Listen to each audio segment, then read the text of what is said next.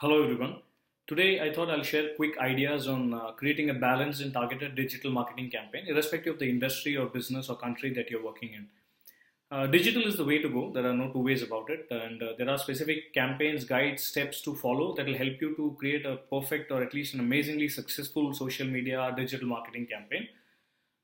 There is no specific hard and fast rule. There is no specific these are the steps to follow. Yeah, because every brand, every customer, every prospect engages with content differently at different points of time.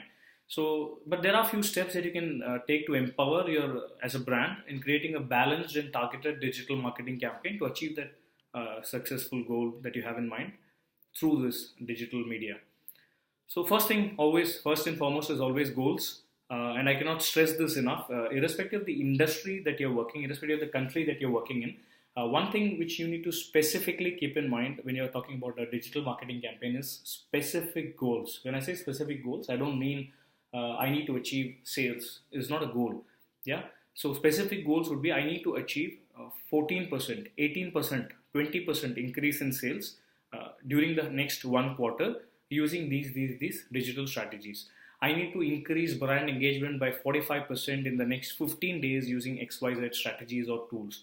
So these would be specific goals that you can keep in mind when you're planning a digital campaign. Now, why is this very important? So I'm reminded of a quote from Tony Robbins. He said, setting goals is the first step in turning the invisible into the visible. Yeah, so it's a very core aspect because the moment you create specific goals for your social media campaigns, and you're very clear about what you want to do with it, you can get a vivid picture of the content marketing strategy, the social networking platforms that you need to use, and so much more. So the idea is, as a brand, when you define goals, you need to keep in mind two specific things as a brand when you're doing it. They need to be realistic and they need to be extremely specific. So, if as a brand you are used to converting or getting sales of, let's say, $1 million over a period of 10 months, just because you're doing a digital marketing campaign, you cannot say I want $100 million for the same month, or something as simple as, let's say, for every 100 rupee that you spend or every dollar that you spend, you get $5 in return as a brand. Generally, that whenever you do business, you cannot expect that just because you are doing a digital campaign that for every dollar you'll now generate $100. So it has to be realistic also. Now the reason why I'm specifically sharing that is because it enables the people who are running these kind of digital marketing campaigns and also empowers them to understand that, okay, what is expected out of me is something which is possible because the company has generated this kind of business, or using these kind of ideas they have been able to do this kind of sales over a period of time. Yeah, so specific and realistic goals with clear deadlines will definitely catapult your social media campaign strategy and digital marketing success rate by a huge percentage. The second thing is content marketing, and we have discussed this over and over again a lot of times. But I think content marketing. So I had a few queries from based on my last video. So few of the viewers had shared and said, could you explore or elaborate more on the content marketing part? So I thought I'll discuss that also. So we always hear the term relevant content, right? So, but what is the relevant content? Who is it relevant for? Are we talking about the stakeholders? Are we talking about the employees of the organization? Are we talking about the customers, existing customers, prospects, online fans, followers? Who are we exactly talking about? The idea is, when we talk about relevant content, it has to keep in mind all of them. Yeah, at some point of time, you have to cater to each and every individual who is going to connect or engage with your brand one way or the other. So the idea of creating a well-planned content that will add value at any given point of time to any of these individuals or professionals or group of organizations who will engage with your brand, whether online or otherwise, is a very powerful way to get that real-time conversation started, and it focuses on delivering value, right? So that's always going to be a huge bonus for you as a brand. The third one is real-time conversations online. So sometimes brands go overboard. Let me give you an example. You are a corporate brand and you're trying to connect with the audiences one way or the other, but just in that process to do so, you are trying to you're trying to work really hard to just get that conversation started. So it's not advisable, simply because you have to keep in tune or keep in mind the kind of a business or brand that people perceive you as. Yeah, so you have to be realistic, you have to be sincere.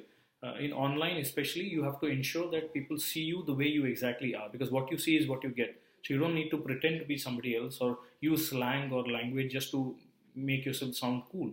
Yeah, and always remember when you're having real-time conversations at any given point of time, however comfortable the customer or the end user seems to be, never cross a line, which means never get personal or pass personal remarks or get agitated as a brand and engage with them. So be very clear. The balance here is not only going to help you promote, advertise, and market, but at the same time, it will help you to have a power-packed brand engagement and conversations, which goes a long way. Yeah, so don't be too friendly or just be too blasé about their conversations. Have a uniformity whenever you are engaging with the brands online, and please keep in mind that different social networking platforms have a different lingo, so to speak. So be in sync with them, but at the same time, there should be uniformity in the way your brand communicates with users generally. The other point is business opportunities and personalized customer experiences. So, big data and any other form of such customer metrics or social media analytics today, whenever you do conversations with your end users, whether brand conversations or you use social listening tools or sentiment analysis to gauge how people are talking about you, because let's face it, if you exist as a brand today, someone is already talking about you. So you need to ensure that you too are part of that conversation prism. So these tools and metrics help you to play a crucial role in understanding today's digital marketing strategies. For example, the way a customer engages or interacts with the brand's blog or website, conversations or converts, interacts with you as a brand online. It can tell it speaks multitude of how the brand is perceived by that end user.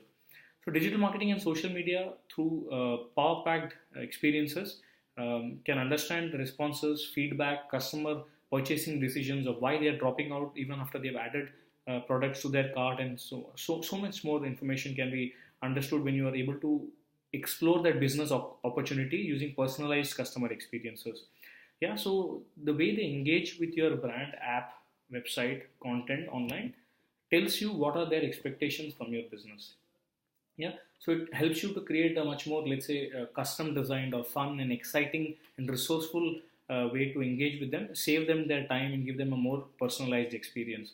So let's say once they purchase a particular product or download a particular content, you can automatically have a tool or a plugin that will help them to showcase relevant content to read that might be of interest to them, or relevant products that might be of interest to them for purchasing. This is something that you might have seen already in a lot of websites, especially let's say a site like Amazon.com. When you purchase a particular product, after you finish the purchase, it will show you products that people are also interested in. That's a simple way. Similarly, you go to our own blog, let's say ananthv9.wordpress.com or techdivine.com/tdblog, any of these sites, generally you will say related posts, showcase there. So these will be topics which users are already reading. It helps them to connect and consume that content much faster, and instead of spending time searching it. So it's more personalized and customized way of engaging using the right content in real time with the users.